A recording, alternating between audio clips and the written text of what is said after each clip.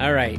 Welcome, everybody, to this week's episode of the Mike Pincus Fitness Podcast.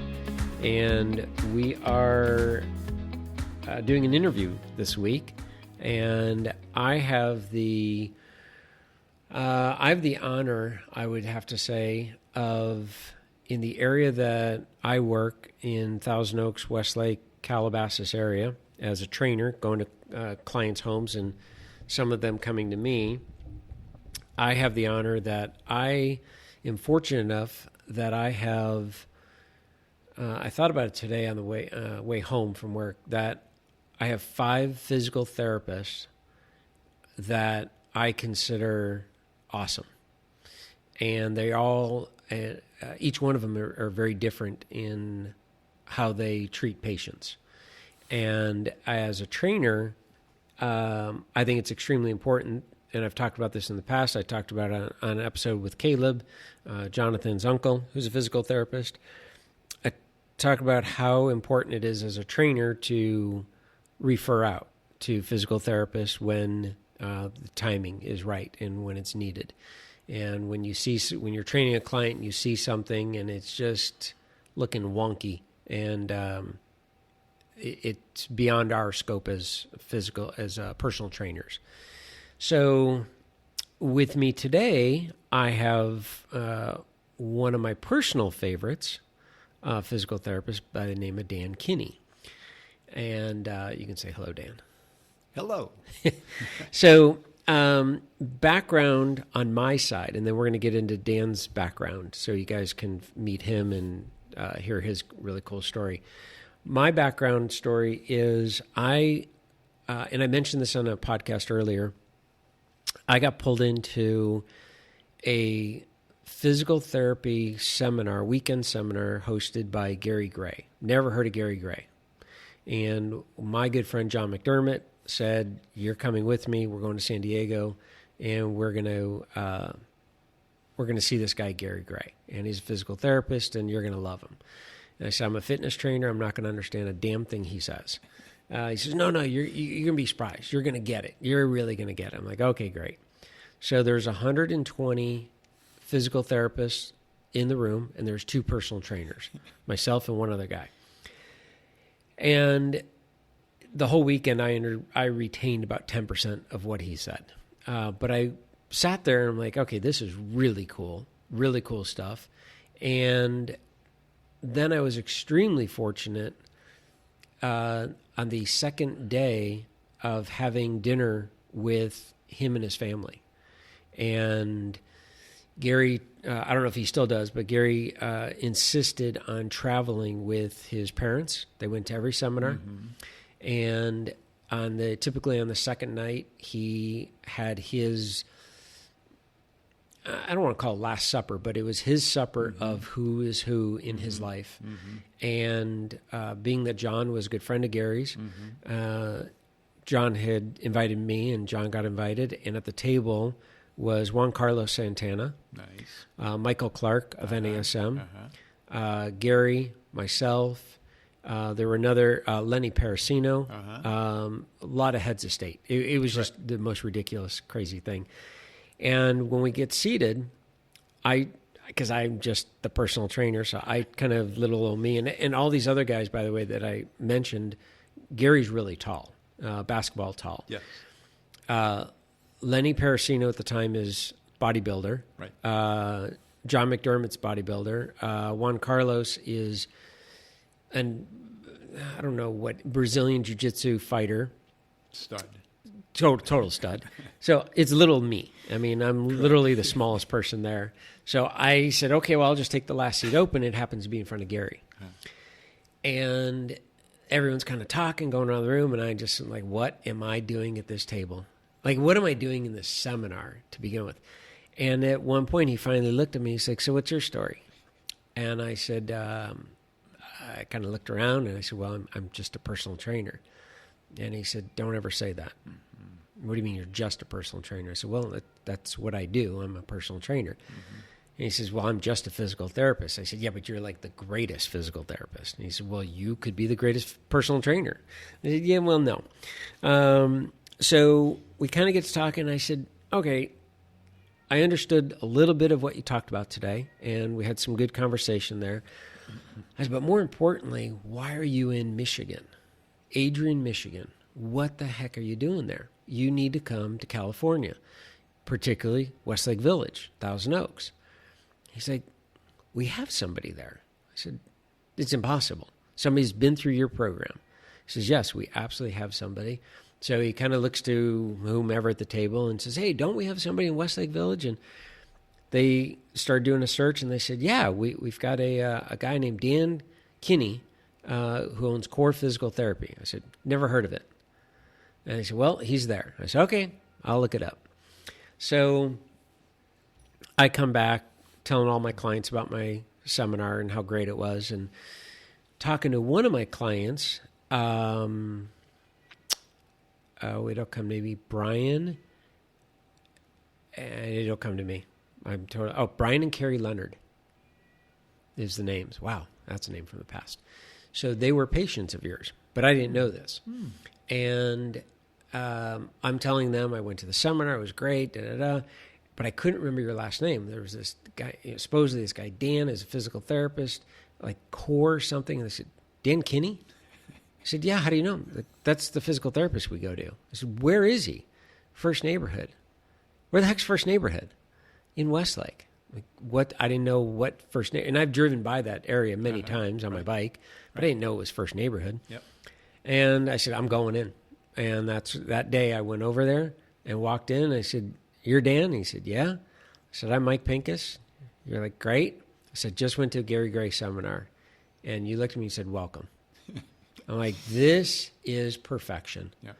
I said, I'm just sending everyone to you right here, right now. Yep. And my life, for me, as a personal trainer, completely changed. Now, this was in 2002, and I've mentioned in the past of these podcasts, right around 2000, NASM changed the format of the way we used to train, and they created a whole new program, and it was developed by Michael Clark, who's an amazing physical therapist. Dr. Michael Clark, he was with the Phoenix Suns, and he really put NASM on the map with his OPT program.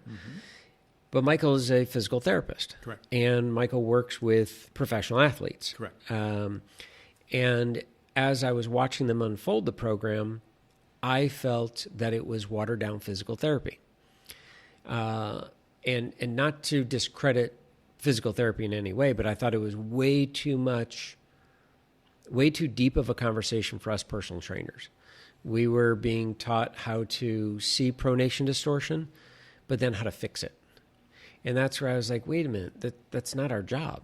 Our job is to talk about avocados and bacon and squats and everything that's a fitness trainer. You hire a personal trainer to help you lose body fat, put on muscle, move better.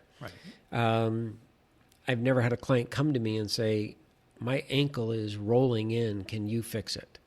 That doesn't happen. And so when I met Gary, I explained that to him, that conversation in my head that I've had. And he said, well, that's really funny because I've never had a patient come to me and say, can I eat avocados? So he had asked me the question. He said, who do you think should be running a personal training certification, a physical therapist or a personal trainer? And I looked at him and I said, that's a loaded question. That's not fair. Because I want to say a personal trainer, but if I don't answer a physical therapist, I think it's going to be wrong. And he says, what do you think? I said, I think a personal trainer. And he said, you're right. Correct. He says, that's who should be teaching you guys what to do. Correct. So that's where it all kind of led. And then you and I just kind of started, I know that I was able to refer people to you. I think the first one I actually brought to you was Lisa, my wife. Correct, I remember. And I said, okay, before I send any clients, Lisa, you're the guinea pig. Right. She had a nasty elbow problem. Exactly. That's right. Sorry about that. So we have the acorns drop, and it's like golf balls hitting the ceiling. Yeah, Lisa fell skiing and elbow was dislocated. And yeah, that was the worst condition, by the way, that you could send a physical therapist. Elbows are so hard. Really? Oh, I'm just like, when I got that, I go, oh my God. Well, it worked because you did great with it, and she's totally fine. So Okay. perfect. So anyway, so that's my backstory with Dan, and we've ran out of time. So thanks, Dan, for Appreciate it. being in the Thanks. show. Thanks for making it all about you. One thing you'll learn, Dan, it is. Okay, so I'm going to start with taking you down a little memory lane here. Where did you grow up? I grew up in Wisconsin. Oh, yes, Cheesehead. In a small little village of 900 people. Village, Dan, it's the United States. I know, you don't call them villages. It was a village, and our village was left off the map in 1967, and we succeeded from the Union. Honestly. Seriously? We did. And we got national news. And we're just a little fishing resort Where? in the summertime. In between Oshkosh and Green Bay. Wow. Right on the Wolf River. Yeah. And right in that area. And so... is that anywhere near Door County? Door County is north of Green Bay. I was south of Green Bay by 45 minutes or an hour. Right on the water there. Is it? So like, Door County is right on the lake, right on one side, and then you have the bay on the other side. So that if you look at the state of Wisconsin, the finger that goes up, that's Door County. Okay, that's where Door County was. So we're probably 2 hours south of Door County. Got it. Okay. Wow. Yeah. I had no idea. Yeah. I knew it was Wisconsin. Yeah. I remember that, but I didn't know it was literally a village. A little small farming town fishing community. And that's where you're born and raised? Born and raised. All right. Yep. What was your favorite memory as a kid being there? My favorite memory, I was just into sports. Okay. And so growing up in a community like that, we never locked our doors. Right. And you knew all 899 other people. So if I jaywalked, my mom knew before I even got home because some of the neighbors would tell on me. So it forced you to be a part of a community. Okay. And community, to me, is important. In a small community, we had trust. And we didn't have to lock the doors. And we went on vacation. We would just tell people we're going. Wow. And it was just like people would take care of one another. Now, the village, it's a small village. Is there, like how we live here, where Thousand Oaks rolls right into Westlake? Yeah. Was that the way it was with you guys, or was it literally this small town and there's nothing else around it? Farms. All the farms. Farms on one side, farms on the other. Wow. That's amazing. The Oshkosh, our big city, which was probably 50,000 people, was 30 minutes away. Green Bay, which is less than 100,000, smaller than Thousand Oaks, but has the Packers there. And it's the same mentality. When you go to a Packer game, you don't need to lock your doors. Right. No one's going to disrupt you unless they're a Viking or a Bears fan. Exactly. But a Packer fan, they're just going to be there. Yep. And so you had that comfort. Like, I'm naive and I love to trust people. Right. And so coming to Chicago, where I went to school, I still had that. You know, I'm like Forrest Gump. I just go through and life's like a box of chocolates. And you just show up and you're just there. Right. And so I had that naive mentality about how life should be. So to this day, I hold and cherish that. Yeah. Cherish it. Yeah. And it's funny, too, because being from the Midwest, being from Chicago, right. Like I said, I have 5 physical therapists that I completely trust with my clients, and different personality of each person, and how they treat, and I know what client is going to work with that person. And the first thing I describe you as, aside from how you treat and your background, Gary Gray and all that stuff, the first thing I describe is salt to the earth. Midwest guy, and that's exactly who they're going to see. And then, oh, by the way, he's a physical therapist. So, what'd your parents do for a living? My dad worked for the highway department. Okay. And my mom, we had seven of us. So she was a stay-home mom. I didn't know there were 7 of you. 7 of us. Where do you fit in the 7? Number 5. Okay. So there's 4 girls and 3 boys, and I'm the youngest boy and 5th in line. Wow. Yeah. Your poor mom. Yeah. Whew. Absolutely. What was high school like for you? Did you go to high school in the village? Did. Yeah. Yeah.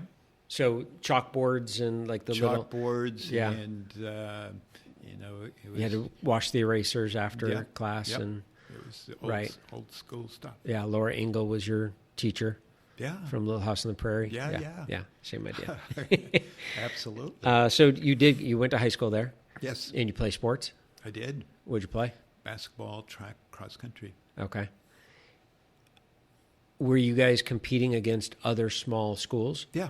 Okay. Yeah. So there were other villages Correct. down the road a bit. Correct. Yep. Very cool. Yep.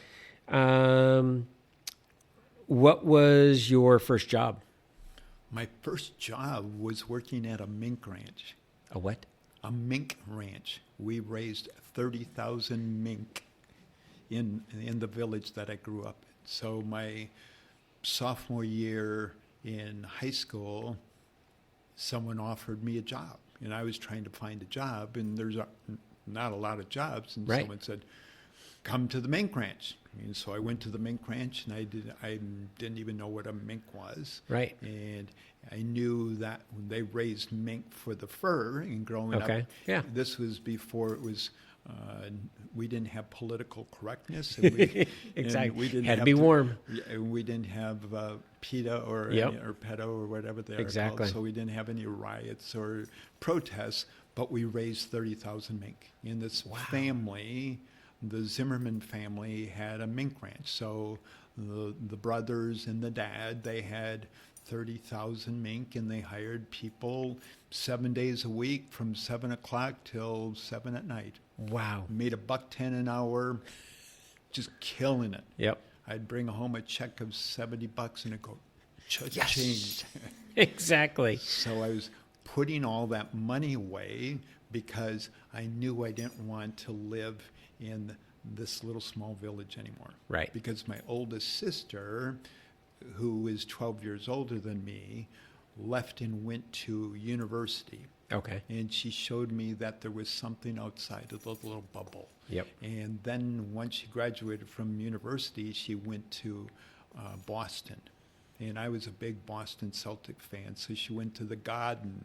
And she showed a picture of Bill Russell, and I started to cry because Bill Russell, Muhammad Ali, and Henry Aaron were my idols. Okay. Here's a white boy in Bigotry, Wisconsin, who loved black athletes. Isn't that amazing? And my dad, it would drive him nuts.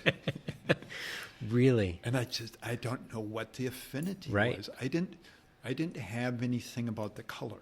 Right. So we had a little fishing town, and in June there'd be a white bass run, and people from Chicago would come out. And some of the people from Chicago were a different color than me, but I was a little kid. All I wanted to know, what are you catching, sir? Right.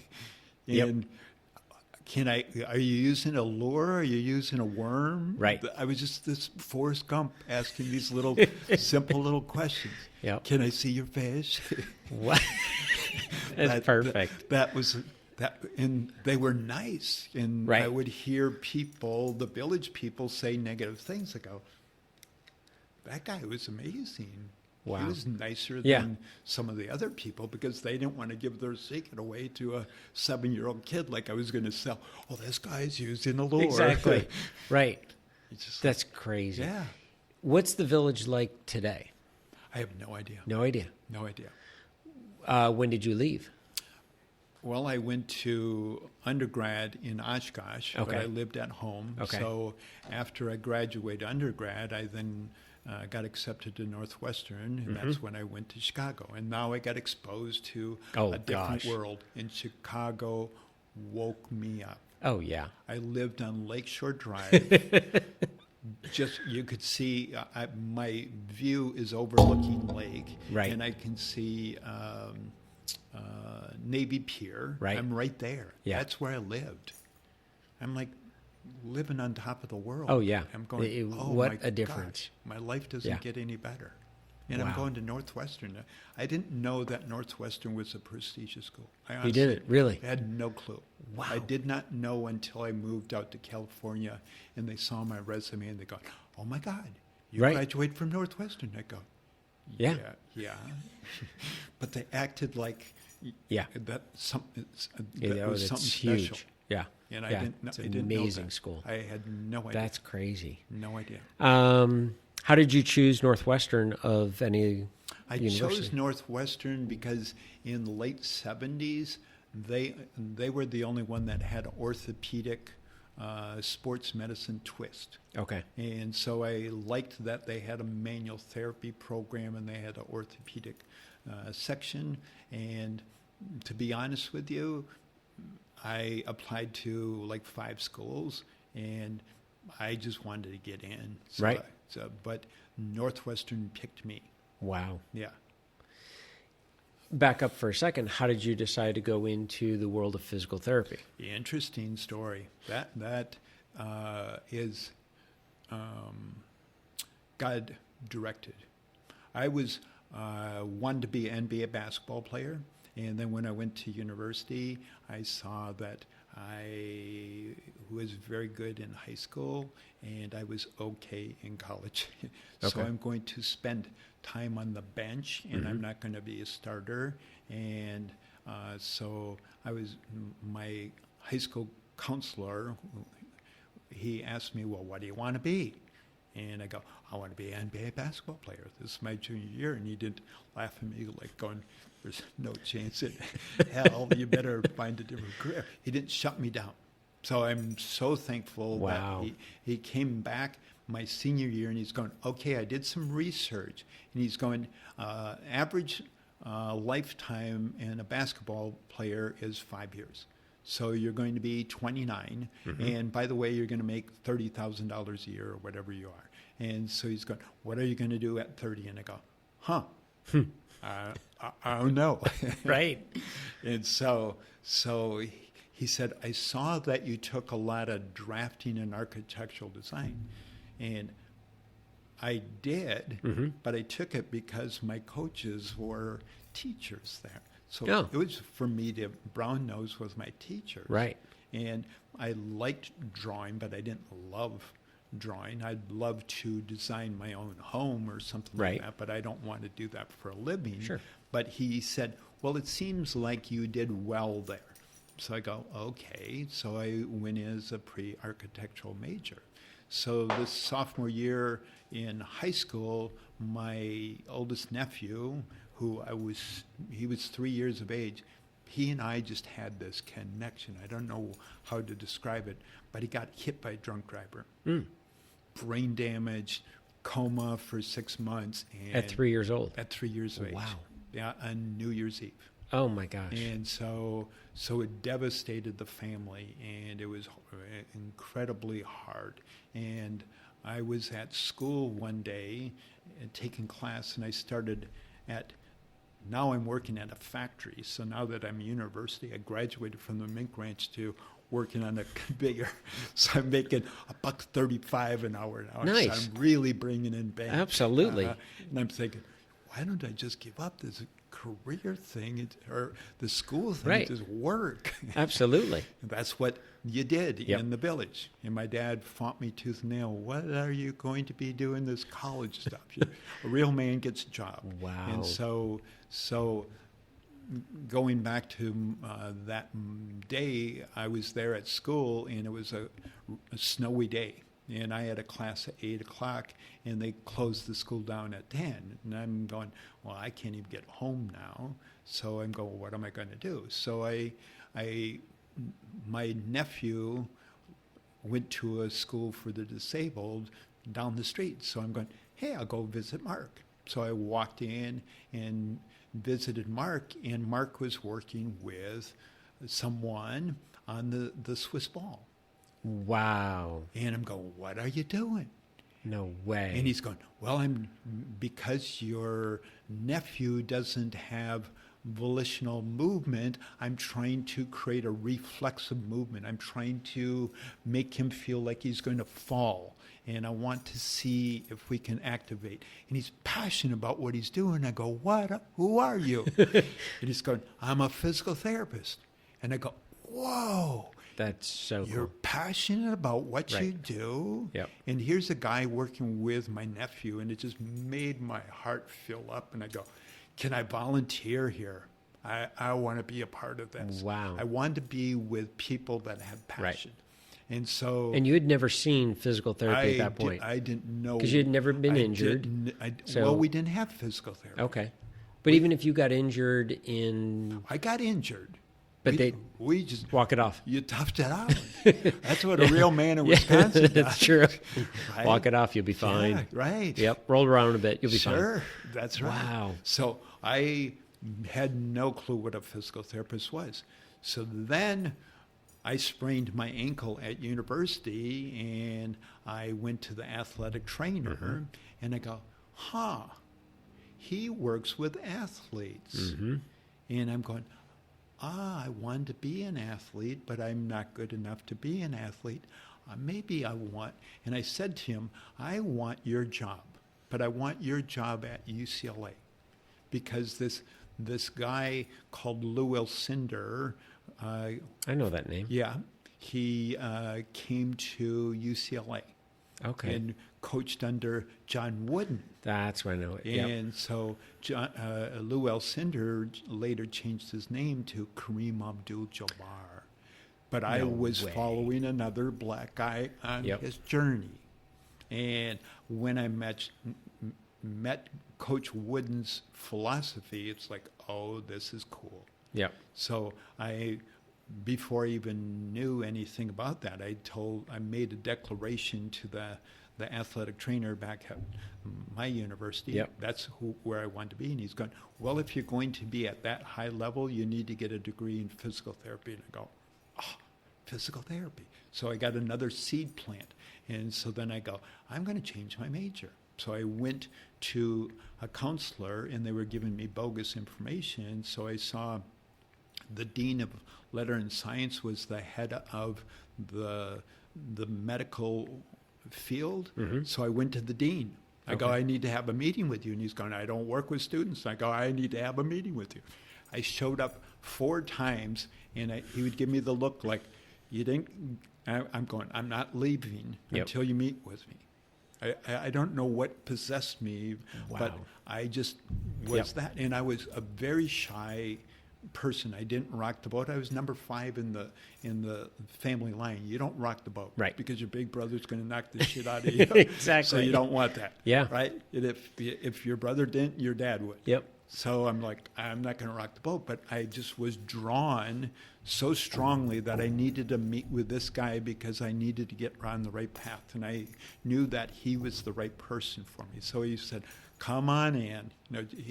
But he led me on the path on how I could get there, take the right classes and not waste my time. And so then I took my first class in my new major, pre-physical therapy, and it was the study of movement, kinesiology. And the professor had passion. And they go, oh, how great. This is that cool. Had been an amazing class. So it just set me on fire now. So I'm just could not. This is at Northwestern. This was at University of Wisconsin, Oshkosh. Okay. This is undergrad. Undergrad. Okay, got it. Wow. And then how long were you at? How long did you do the undergrad?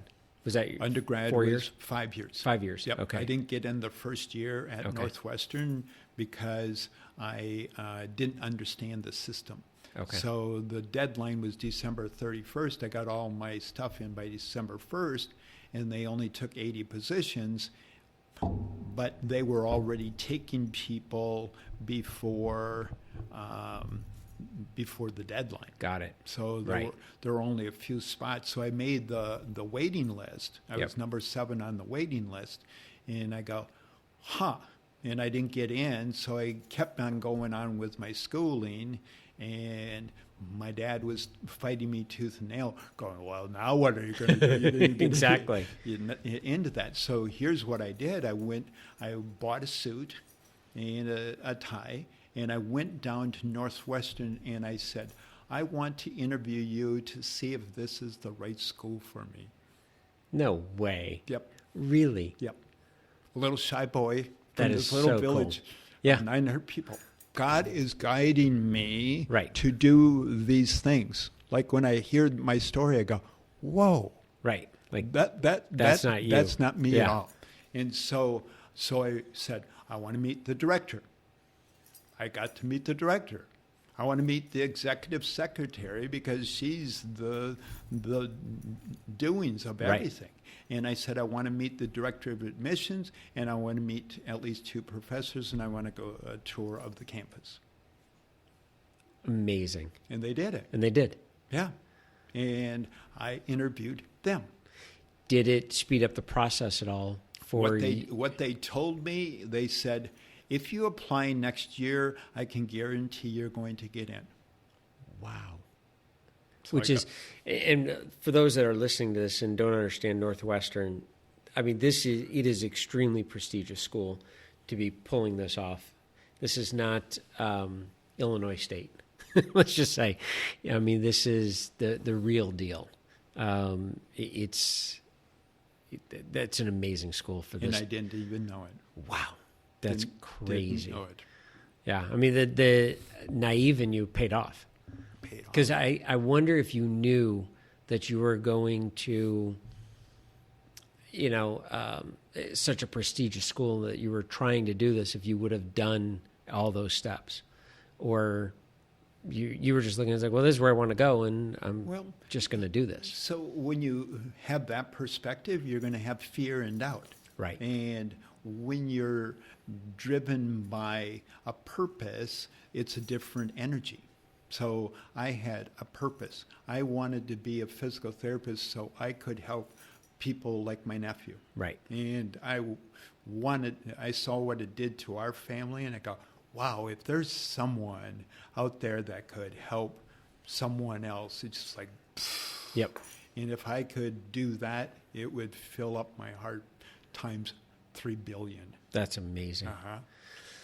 Very cool. Do you remember when you got the letter of acceptance? Yes. How crazy was that? Crazy. I opened it up and I just started sprinting like Forrest Gump. I just started running. Yeah. And I just ran, and I'm like, oh my God. I was so overjoyed. Right. It blew me away.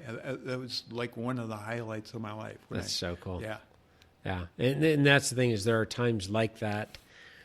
And I think we all have individually those moments of, I don't know if they're called the aha moments. I would have to say one of your aha moment of changing your course is seeing your nephew on a Swiss ball. That's like, aha what moment. the hell is that? Right.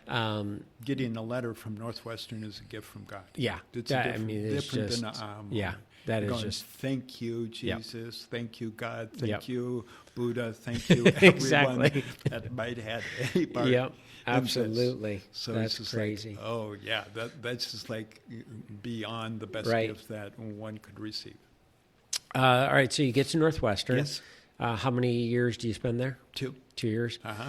And do you graduate with a doctorate of physical therapy? No, at the time it was a postgraduate program, and the next year it turned into a master's program. The same thing, but they didn't have the accreditation to do the master's. So I was supposed to be in the postgraduate, and they're going, we're not going to do that, so we're just going to give you a bachelor's degree. So I have a bachelor's degree in physical therapy. Yep. Got so it. I have a bachelor's degree in biology and a minor in psychology, and then I have a bachelor's degree in physical therapy. Okay. You're at Northwestern for 2 years. Yes. Where do you go from there? From there, I have another revelation. So one of my last internships was at Purdue University. I'm in sports medicine. I'm in Big Ten. Oh, I'm yeah. Going, oh my God, my life is good. Yep. And I'm like digging it. And so I'm going, but it's in West Lafayette, Indiana. So it's another cow village. And I go, oh my gosh. And it's 2.5 hours away from Chicago. And I Yep. go, I don't want to go live in a village. And I'm going to end up being a fat alcoholic. Not that all people that live in a village are fat alcoholics. I would be. I was just But saying. Dan would be. I was talking about me. Exactly. I'm not saying all the people are fat Exactly. alcoholics. 'Cause we have a huge percentage of the listeners that are living in villages right now. Yes, good. That is if they get electricity. That's- All right, So I'm Northwestern had a party, and I organized a senior skip day, and we went to Wrigley Field on the L. oh my gosh. 41 out of 80 went with me because I don't know if I should say this on air, but You could say it all. I skipped classes to go to Wrigley Field because they're all day games. And so we didn't have lights then. Right. And so it was just, everyone was playing hooky. So when the TVs would come, we would just look at the... Put your head down. Look at, yeah. Oh So my the gosh. teachers wouldn't see us. Right. But I would come back going, oh my gosh, you guys need to go to Wrigley Field. Right. And Wrigley Field is magical. Yeah, and it is. Whether you're into baseball or not, you need to go to Wrigley Field. That's right. And Yeah. it's And it's like Madison Square Garden.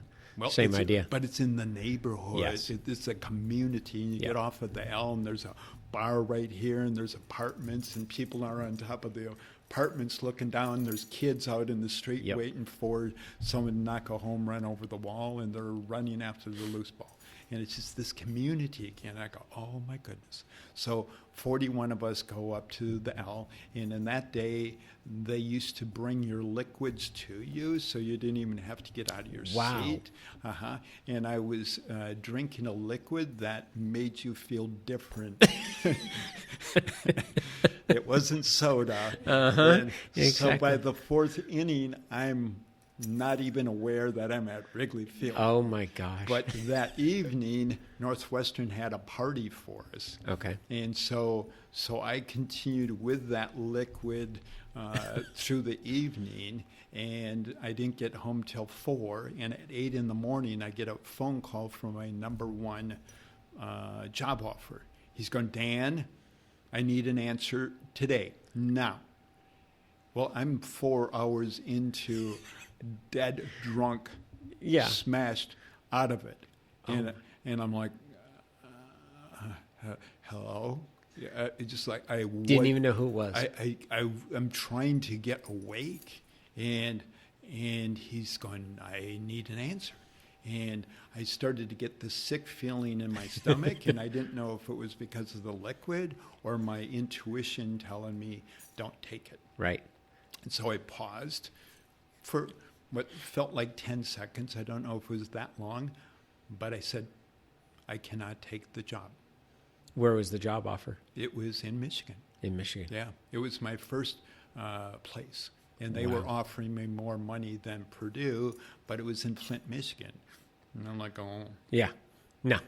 yeah, no. Nope. So, but it was a great job. It was a great job, Right. even though it was in Flint. Yeah. And so when I said no to that, I go, why would I want my second and third and fourth? So I sobered up real quick, and I started deciding what I really wanted to do. And I had been out in the summer of undergrad, there were 4 of us that would go backpacking. So these flatlanders would go to Montana and Colorado and California, and we would go backpacking. And one year in '76, Yosemite was in a drought, and we had to pack in our water for 3 weeks. And I go, oh, that's not going to work. So we went to Los Angeles and San Diego, and I go, wow, this is where I need to be. Yep. Mid-70s. Yep. So I just got on a plane. And I came out here. I didn't have any connections. I didn't have a job offer. I didn't have a credit card. And I'm going to go to San Diego. Because I picked San Diego because I liked the way I made my S and my D and my G. Honestly, that's what I decided. Wow. Yeah. So I went to San Diego, right. And the Sunday paper was your want ads. So I bought a Sunday paper, and I looked in the ads, and there was nothing really. Right. But there was this job, part-time, and you needed to speak Spanish. Not a chance. Yeah. We village people didn't know anything about Spanish. Right. So, but I went. You did? I went. I just went. And I show up, and the gentleman looks at my resume, and he's going, you grew up in Winnie County, Wisconsin? I go, yes, sir. And he's going, well, do you know Kimball and Clister Bogert? No way. And I go, I know 899 people. Exactly. So, yeah. And I go, oh, yeah, they're my neighbors. They're the cross-street neighbors. And he's going, well, they're my in-laws. And I knew their oldest daughter lived in California, but she was older than me. I didn't know who she was, or never met her or anything like that. He calls up his wife, and I can hear her screaming, going, oh, cute little Danny Kinney. Oh, my gosh. And her husband's going, he's not so little, and he's not so cute. But they took me into their house. Right. I didn't have a credit card. I had $1,500 left from my student loan, and I had no income coming in. God is guiding me on this journey, and they took me into the house. He's now calling up all his buddies in San Diego, but he's also calling California chapter to see where the jobs are. And he comes back and he's going, no one's hiring in San Diego. For physical therapy. For physical therapy. Got it. But he's going, there's tons of jobs in Los Angeles, and I set up some jobs at some very good places. So he knew the people. So he rented me a car. Amazing. I didn't have a credit card. Amazing. I didn't know you needed a credit card. And so I gave him a check and paid him off, and went to my first interview, and the gentleman looked at my resume, and he's going, you just graduated from Northwestern? Yep. And I go, yes, sir. And he's going, well, do you know so-and-so? And I go, he's my buddy. Wow. He's my classmate. And he's going, well, that's my son-in-law. Oh, my gosh. And so he calls up his son-in-law, and he's going, guess who's sitting with me? That's crazy. And so I'm talking to Joe. His first name is Joe. And he's going, what are you doing? I'm going, I know I told you when I was drunk at Northwestern that I was going to take my first job, but I was drunk, and now I'm out here in Southern California. And I had met his parents, and the parents are going, well, come into our house. So they lived up in the mountains in Glendora. Okay. Up in the top of the mountain. So I'm driving this Toyota Celica with a sunroof, palm trees. I'm up on top of San Gabriel Mountain, looking out at and seeing the ocean in Catalina, and they have a pool. And you're never going home. I'm like, oh my God. Yeah. Thank you, God. Yep. And so the message was loud and clear. I'm guiding you. I'm going to take care of you. Come. Right. And so I go, I got it. Yep. Thank you. Where was that job? My first job was at Cedars-Sinai. Okay. I wanted to work at Curlin and Job, but the director going, if you think you're just going to work with all the Curlin and Job, and I go, no, I want to get a round base. So I'm telling her I want to work in the hospital and all that, but really my passion was sports. But I didn't get that.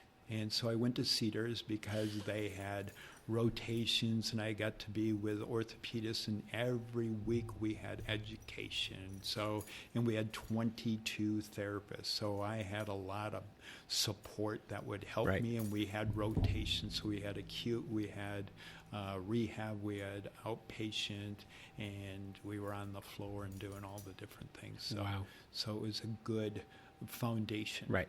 How long were you there?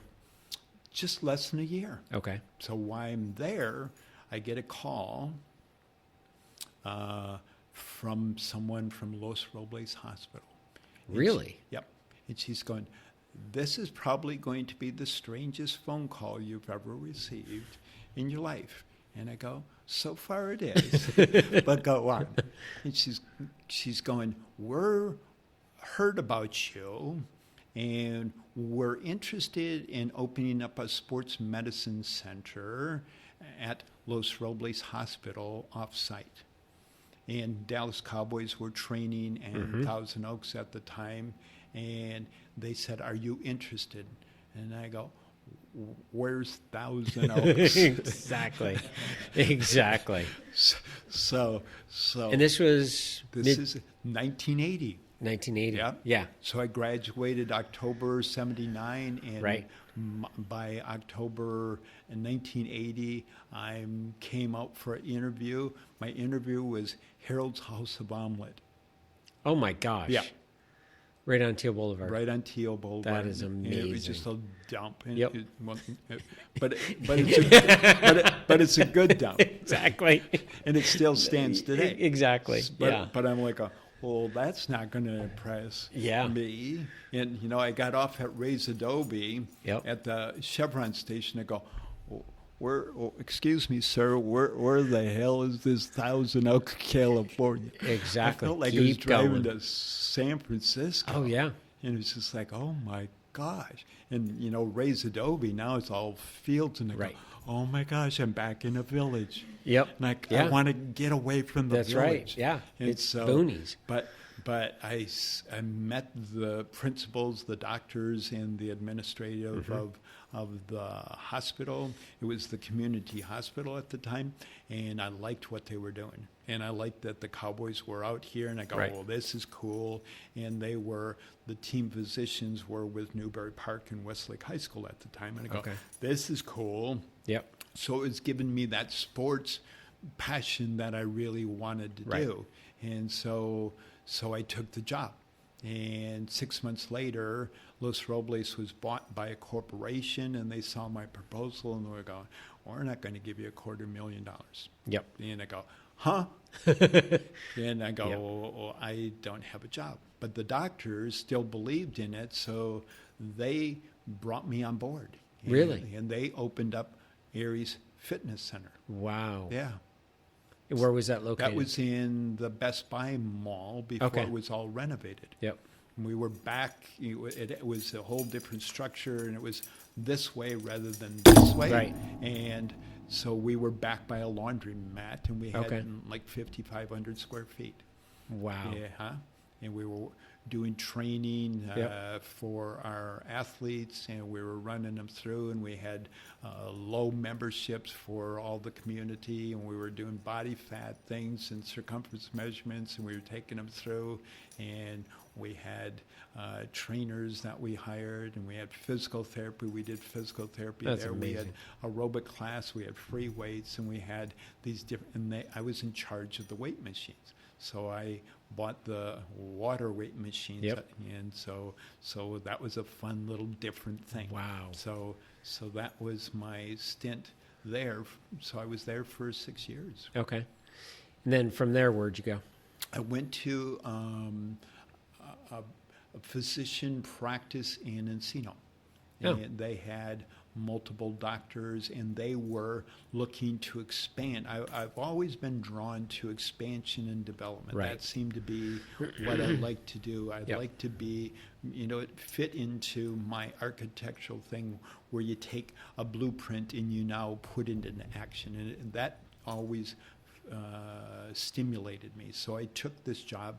Number one, now I'm married. Mm-hmm. I'm getting $15,000 to $20,000 more a year, and so I had to leave. I loved my job in Thousand Oaks, and I Right. loved the doctors, and we were like family. But now I had to take care of my family, Right. and so I was forced to leave. Yep. And so I went to this group, and I developed relationships with doctors, and I started talking to doctors, even though they had an M and a D behind their name.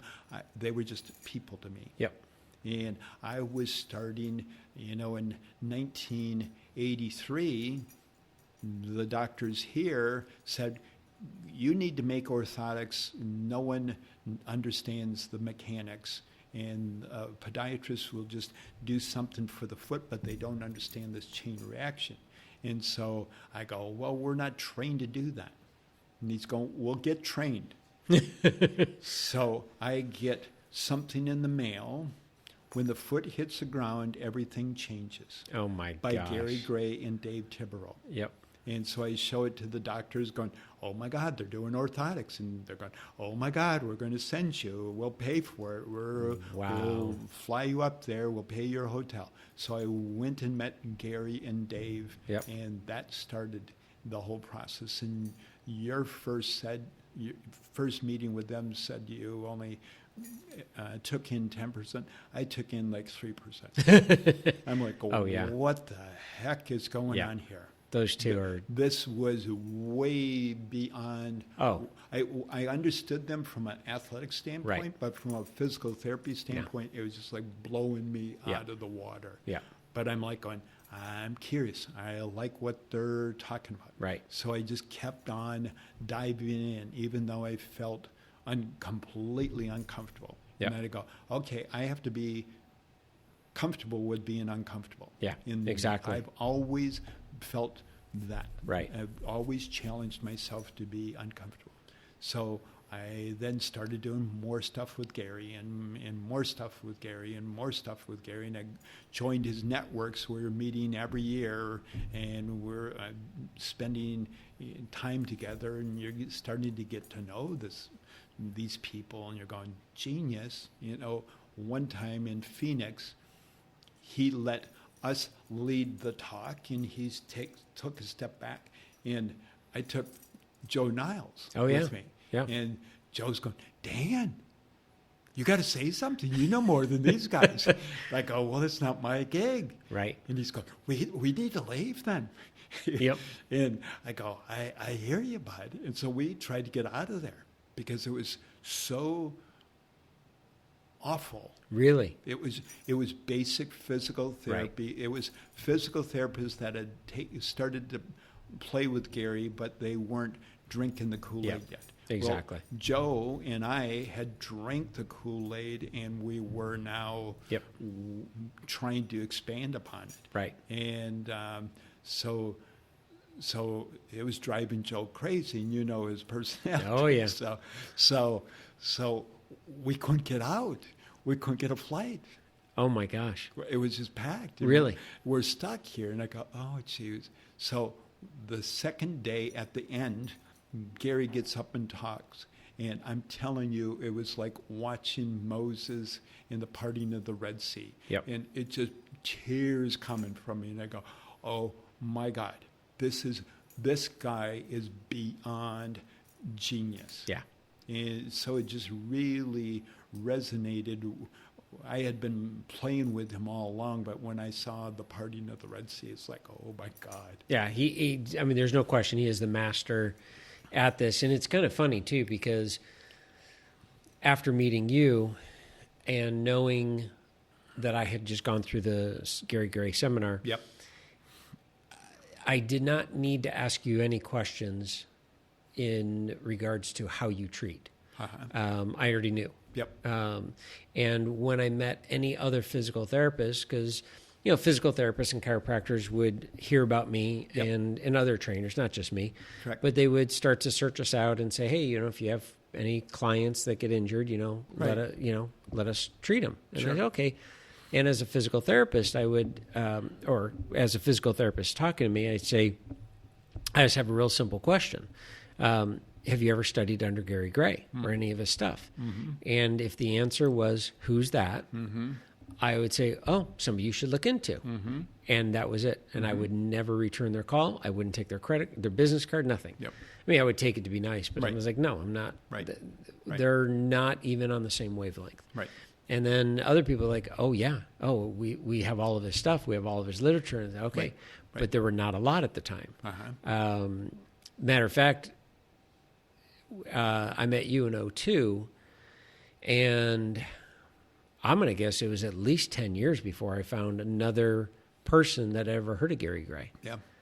In this area. Yeah, which is... maybe down in L.A., yes, and, Northern California maybe, but it was amazing. And they're like, we don't know. He wasn't even acknowledged in the American Physical Therapy Association. Really? Yeah. He should be in the tier of the top physical therapists that contributed to the evolution of physical therapy. Oh, no question. Books. Yeah, absolutely. But he's just finally getting some acknowledgement after 40 some odd years. Amazing. But not to the level that he should. Yeah. But he kept on doing his thing. Yeah.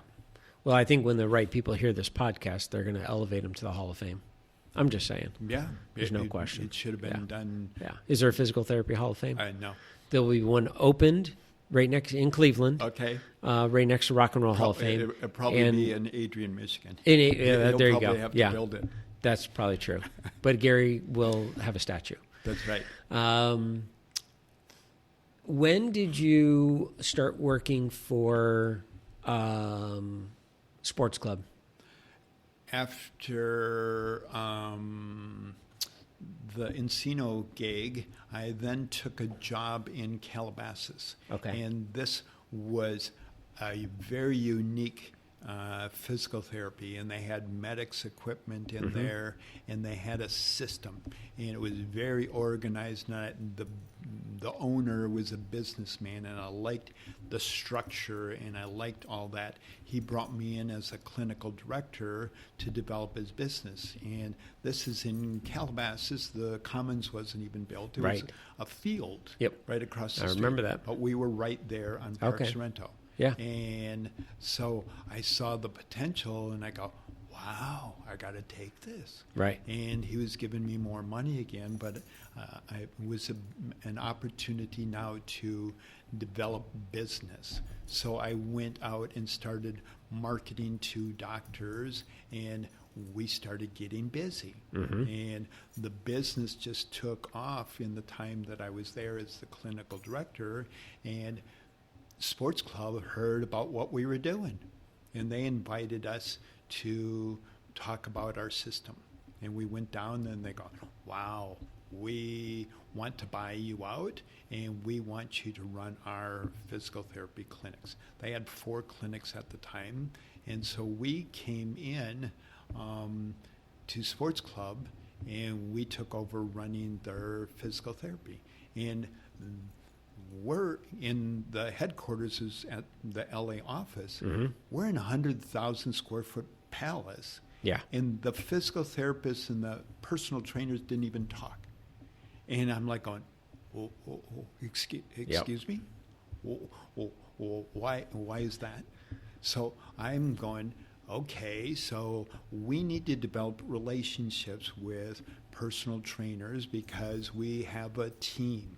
So when I went to the owners and I go, okay, I want to do twice a month free injury assessments in the lobby of the fitness center. Yep. And it's going to be a free thing, and I'm going to talk to the client going, okay, so what's going on? And I go, are you working with a personal trainer? And they go, no. And I go, well, maybe you need to work with a personal trainer. But I went to the personal trainer managers, and I go, okay, I need to have communication with personal trainers that are on board. There needs to be this synergistic thing to work. And so I go, if I'm going to discharge a client, I need them to understand what they had already gone through and what they need to achieve, and we need to have a communication. Right. Because they're my patient, even though I let them go. That's right. So there's still an investment. So I want to make sure I did that patient right by getting them on the next path. So we started talking with personal trainers, and I got a few personal trainers that were on board right away. Not all of them came on board? No, it was hard. It was very, very hard. It was like I had a communicable disease. Honestly, it was like, it blew me away. Yeah. And I'm going, I'm going to be giving you business. Exactly. And I've gone to the owner of Sports Club LA, and they're offering discounts for everyone that got discharged from physical therapy. Yep. And I'm creating this system, and I'm going, people should be knocking on my door. Oh, absolutely. And every personal trainer should be coming to me going, well, how do I get on board? Yep. And so after a bit, they saw that the four that were really on board with me were getting busier. Yep. And they're going, I probably should talk to this guy. Exactly. And so why do you think in your opinion, why do you think they did not come on board from the start? We all get comfortable in our little box. Mm-hmm. And when I don't like to live in a box. Mm-hmm. So that drives me crazy. So I don't live there, but a lot of people need to be comfortable. And I don't need to be comfortable. And so when we need to be comfortable, it's a fear-based thing. Right. That's all it is. Yep. And they didn't want to be exposed on what I might think of them. Yep. Because I'm a physical therapist and I probably know more than them, and Exactly. all that. And I'm going, no. That's not what it's about. This is not that. I Yep. know about physical therapy. I don't know about personal training. I'm looking for the betterment of my patient to keep on getting better, and I'm working on a system to help feed the business. Yep. So that's all I'm thinking about. Yeah. It's funny. I had my first experience along that fear line is I was training a woman, and her husband was an orthopedic spine specialist, world-renowned guy out here. And she finally said, he wants to train with you. And I was, oh, okay, no problem. And I came home, and I literally got out my anatomy book. I started studying everything. I said, and I told Lisa, I'm like, I don't know if I could do this. She's like, why? He's just another person. I said, but no, this guy knows so much more than I do. And so I take him through the workout, and I'm using all the correct words, anatomy, origin, and insertion, and everything. Halfway through the workout, he looks at me, he's like, what the hell are you doing? And I said, what? I'm training you. He's like, I've been here when you've trained my wife. You've never said one of these words. Why now? And then he says to me, he's like, I don't even know what the hell you're talking about. Right, exactly. And I said, what do you mean? I said, you're a doctor. And he's like, of the spine. Right. He says, just help me lose weight and get in shape. Right, exactly. I'm like, okay. And he's like, why are you telling me the origin insertion? He's like, I don't even remember where they're at. Right, exactly. And I said, well, and that was my fear. It was the pure like, oh my gosh, he's going to call me out. I'm going to be found out that I don't know what I'm talking about. Well, because you didn't ask him what is it he wants from me. Right. So you thought you had to be something. Exactly. You thought you had to be a wizard on origins, insertions, and innervations and all that. Exactly. And doctors, that's not their expertise. No. And he could care less. He could care. Yeah. Why does he want to talk about that? He wants to lose weight and get in shape because he saw that his wife was getting in shape. And he's going, wow, it's working. That was a learning lesson for me. And I was like, oh my gosh. They're people. Yeah, exactly. That's all it is people. Yep. And you just have to ask them, what is it that you want? Right. Now, all right, so along those lines, as a physical therapist, and you've done your stint with Sports Club, and you had the opportunity to try to get personal trainers to come on board. From a, I've talked about on the podcast, I talked about earlier on this podcast, from a personal trainer standpoint, of my belief of where we are not supposed to cross the line and why we are supposed to refer out. Correct. From your standpoint, your side of the table, from a physical therapist, what do you want personal trainers? What do you want them to do? What do you want them to stay in their lane? Okay. We all have to just stay in our lane. I don't get to play doctor. Right.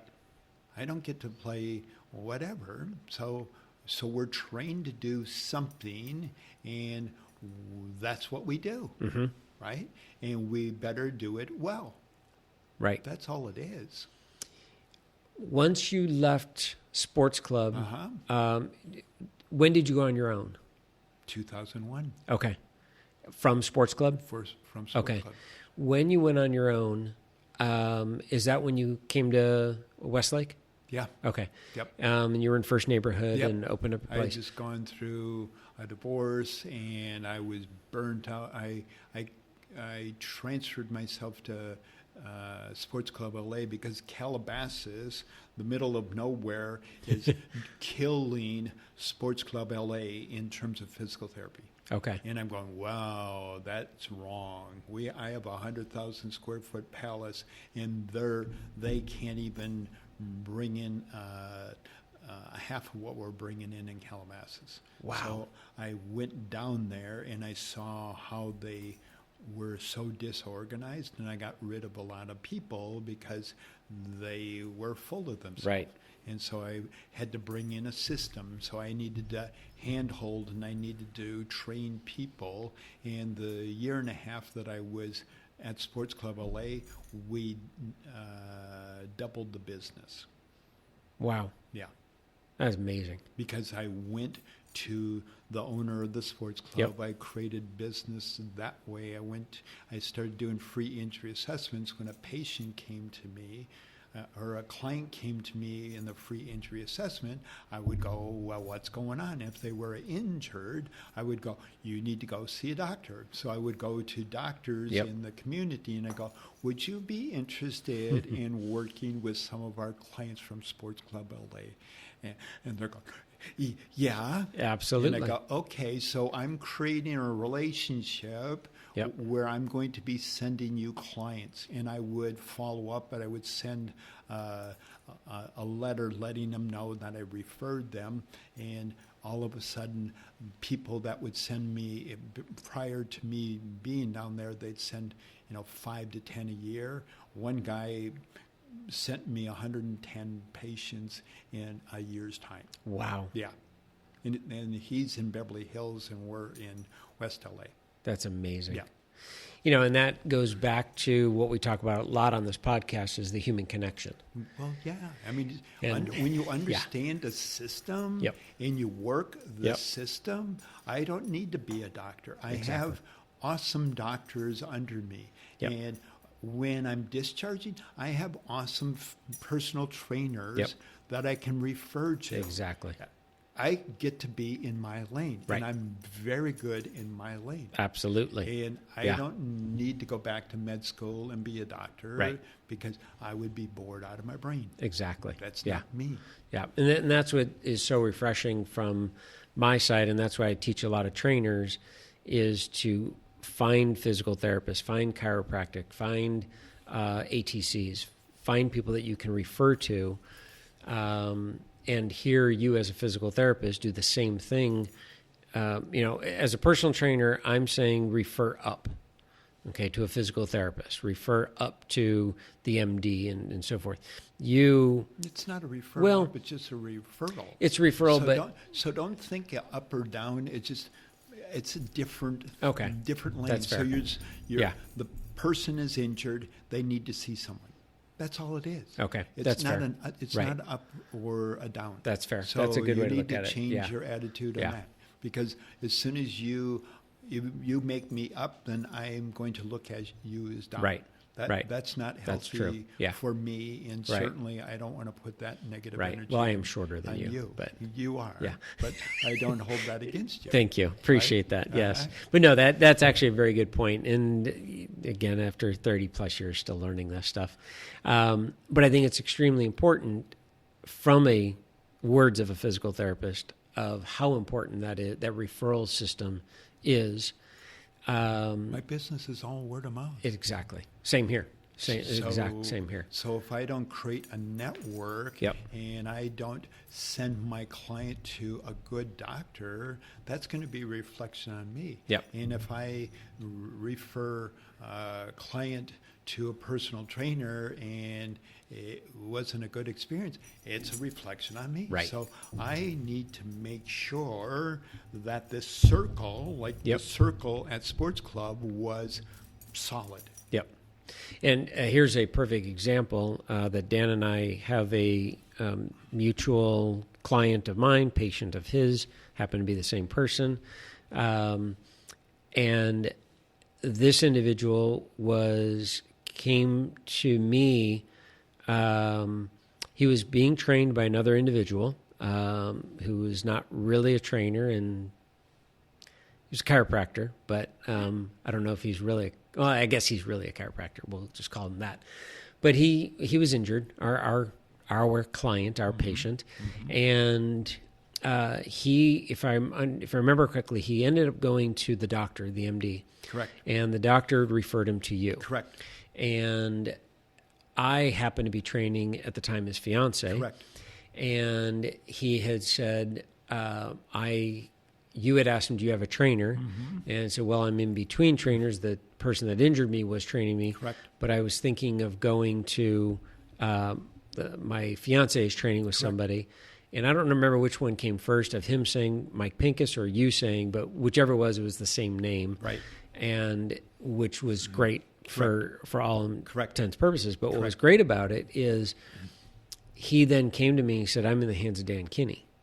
I said, well, this is a no-brainer. He said, what do you mean? I said, you have no idea what just happened. I said, your whole injury is not in your hands anymore. I said, we got this. Right. He's like, what? I said, just sit back and relax and enjoy the ride. Right. I said, Dan's going to take you down the path. He's going to fix you. Yep.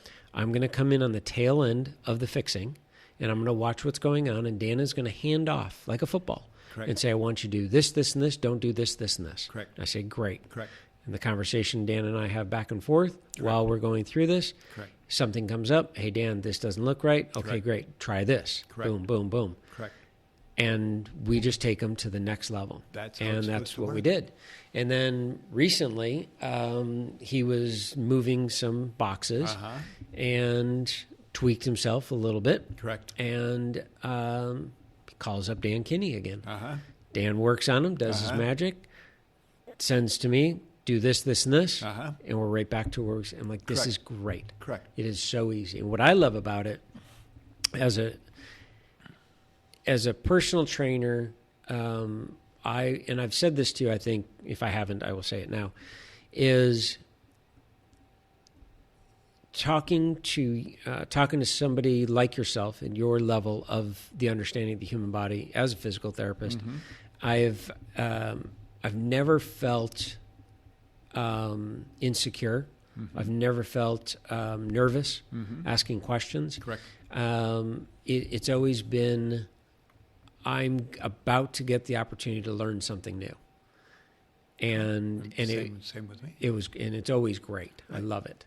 So for But that, again, I thank you. That is one thing, but the most important thing is we're working on helping this client achieve that. Yep. And so when we can both have that as our major focus, there's no fear. Right. It's just like, okay, so you and I can have honest discussion. Yep. We don't need to do a dance, and we Nope. don't need to go, Yep. oh, I'm a physical therapist, and you're just a person. Exactly. Right. I've never treated any of the personal trainers like that, because all the personal trainers that I deal with, they're smart. Yeah. They're awesome. Right. And I'm like, oh, well, gee whiz. And I've hired personal trainers on my staff to be my assistant. So I would do the hands-on, and I would turn them over. And when I would turn them over to the personal trainer, I would go, I wouldn't tell them what exercise to do. I would tell them, this is what I found. I want you to work on the integration of this movement. And because I took them to seminars. I took all my staff, they had to go to Chain Reaction. Yep. I sent them to San Diego every October. Love it. Oh, you're with me? You're going to go Yep. to Gary Gray Chain Reaction. Yep. That's right. So get over it. Yep. If you're Absolutely. going to be working here, you're going to do that. Right. And then I took them to Juan Carlos Santana as a group, and we all went to see Juan Carlos Santana. And I always took them as a team, so we were all on the same page. So all I had to do is say this, and they would do that. And I would watch them, and I go, oh, that's interesting. How did you come up with that? And that's something. And I go, did you think of ever doing this? So we would have this dialogue back and forth. And my last personal trainer was with me for 8 years. Right. And so we would sit down after every shift, and we would talk about every patient.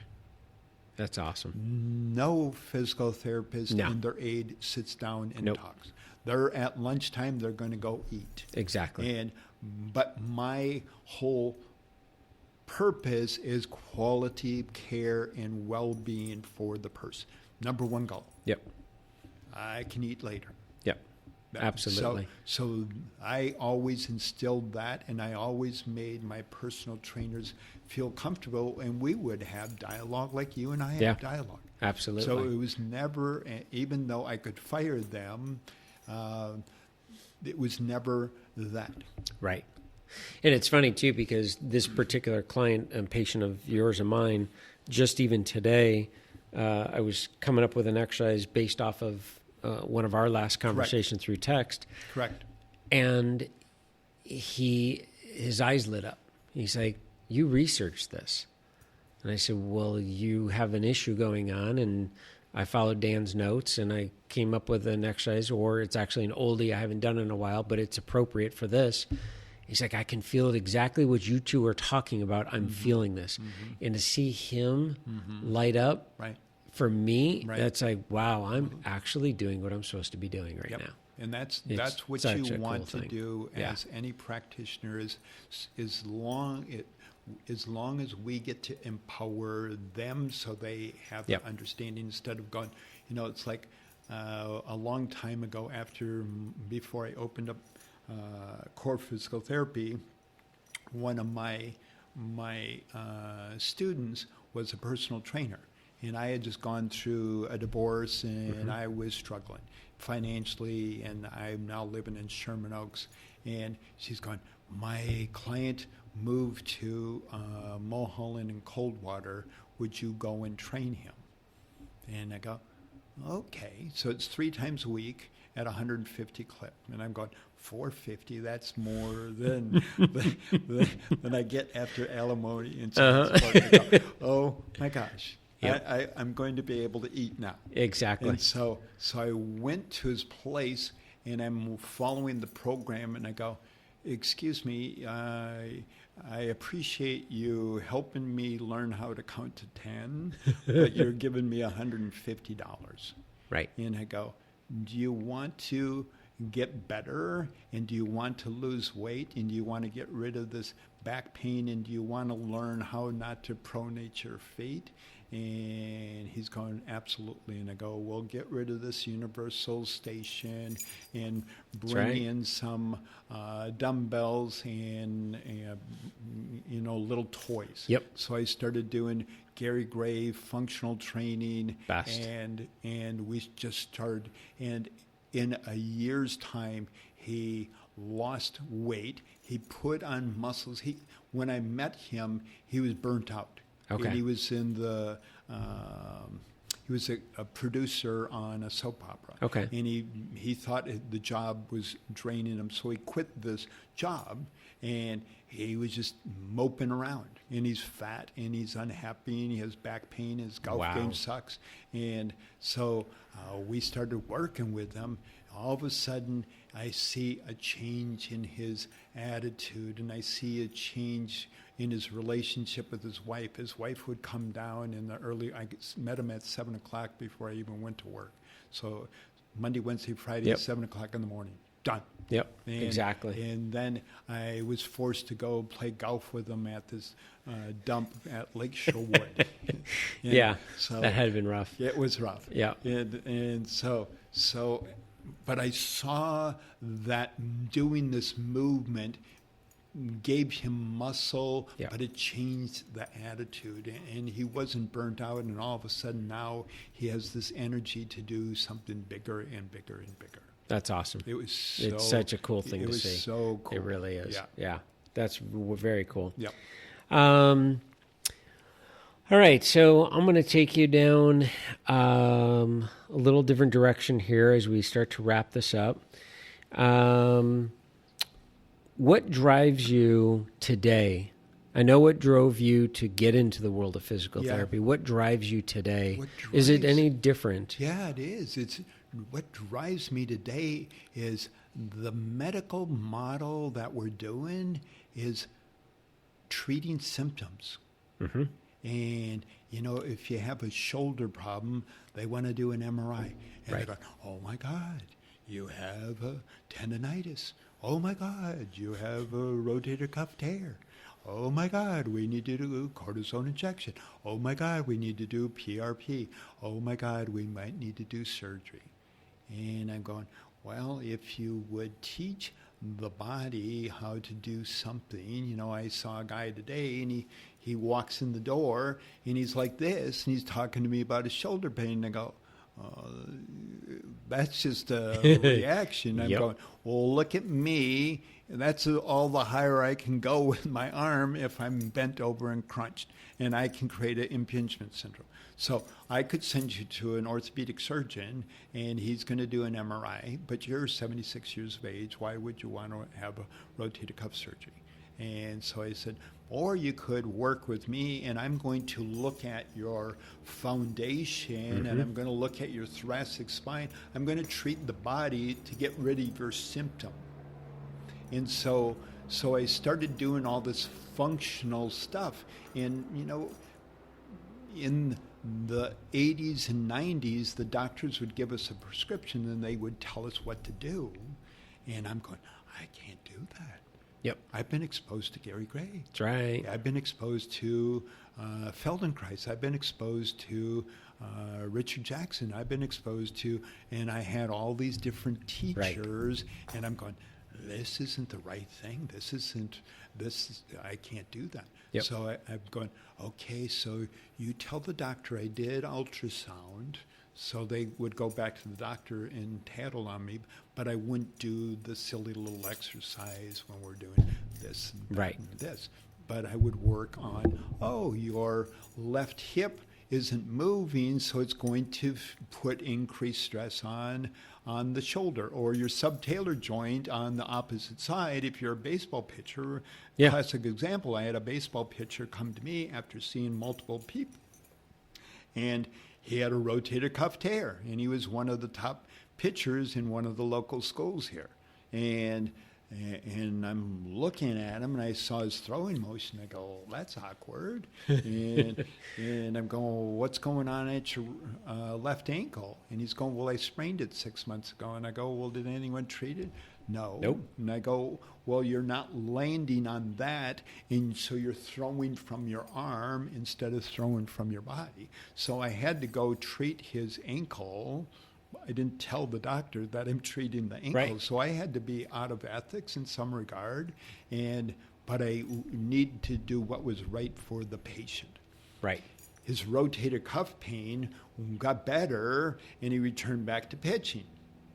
And that's what we're looking for. So as I went through this functional model, I'm going, well, gee whiz, this is perfect. So my next journey now is I'm going into functional medicine.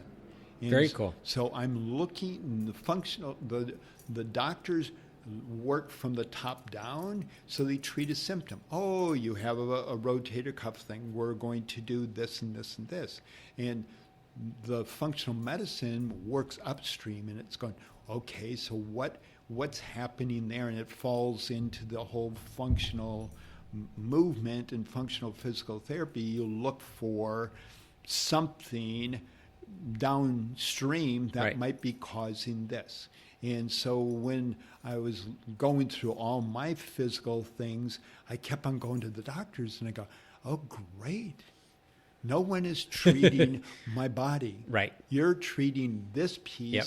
and The site. this piece and this piece, but no one's given me information. And I'm going, you're leaving me on my own. Yep. But I knew, being in the medical field, I knew something was wrong and I wasn't going to accept this as my final answer. So I'm going, okay, so I need to be that. I need to be that person Yep. that can find root causes. So I'm going through the functional medicine training right now. I love it. Yeah. That's awesome. That's very cool. Uh-huh. How long of a program is that? It's a little over 3 months. Okay. Very cool. Yep. That's very, very cool. All right, so these are just kind of throw at you questions. Okay. They're kind of fun. What are your hobbies? Hobbies now. I still like working out. Okay. If I were active, or if I were healthier, I would still like hiking and walking. Okay. I love sports, any performance, going to a play and watching people move or doing something that they have passion about, I embrace. So Perfect. I like going to concerts. I like going to sporting events, and having a friend that gets me tickets. That's Exactly. That's- Those are always fun. uh-huh. What's your favorite color? My favorite color. Oh, boy. Used to be blue, but Northwestern purple kind of grew on me a Yeah. little bit too. Okay. So probably those two. Favorite sound? Favorite sound? The ocean. Least favorite sound? Shrieky noises. Favorite food? Favorite food?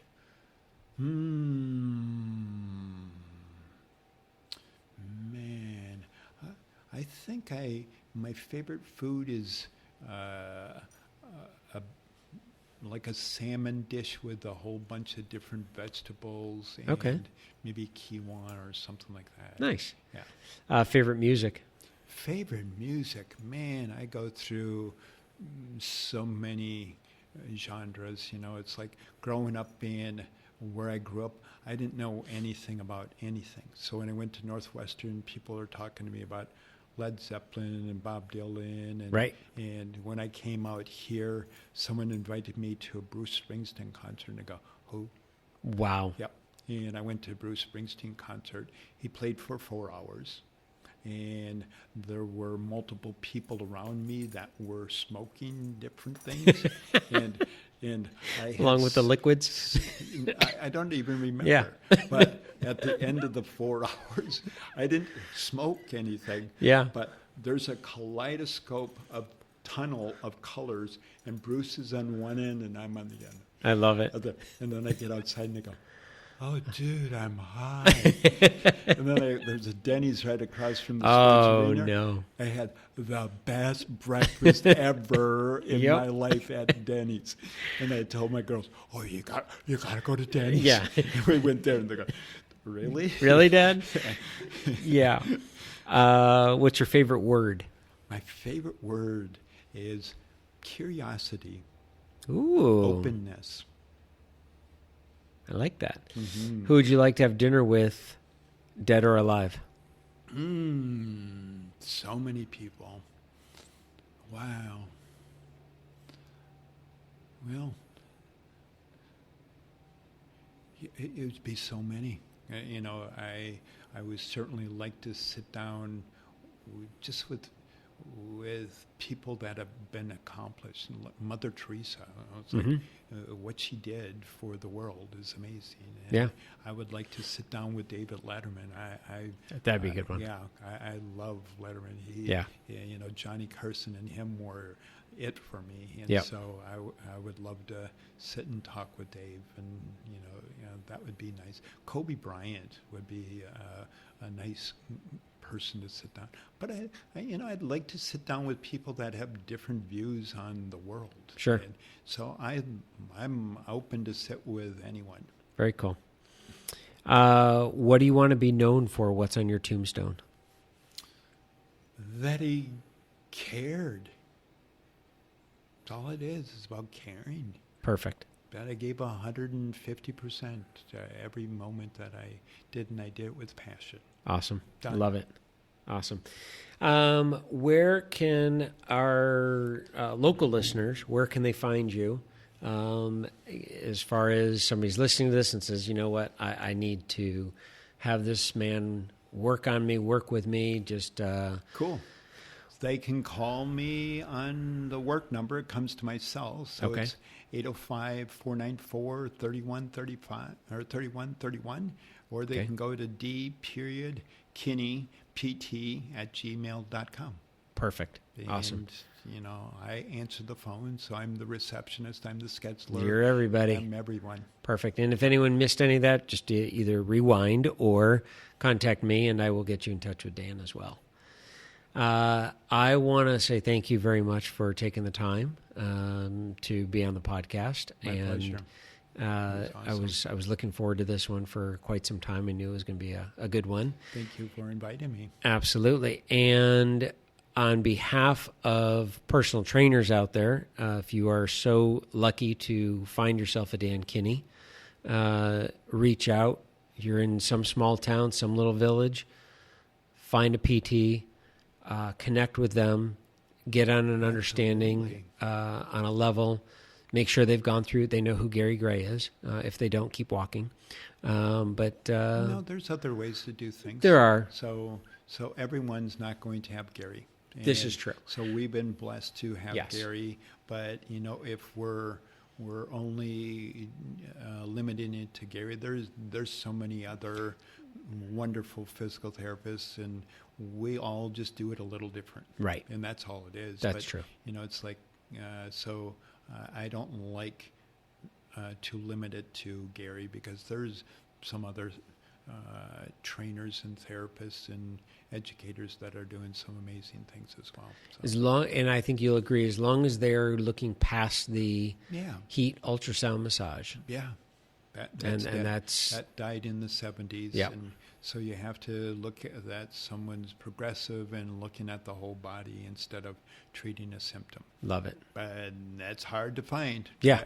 As a patient of physical therapy, I went through 8 therapists, and I go, oh my God.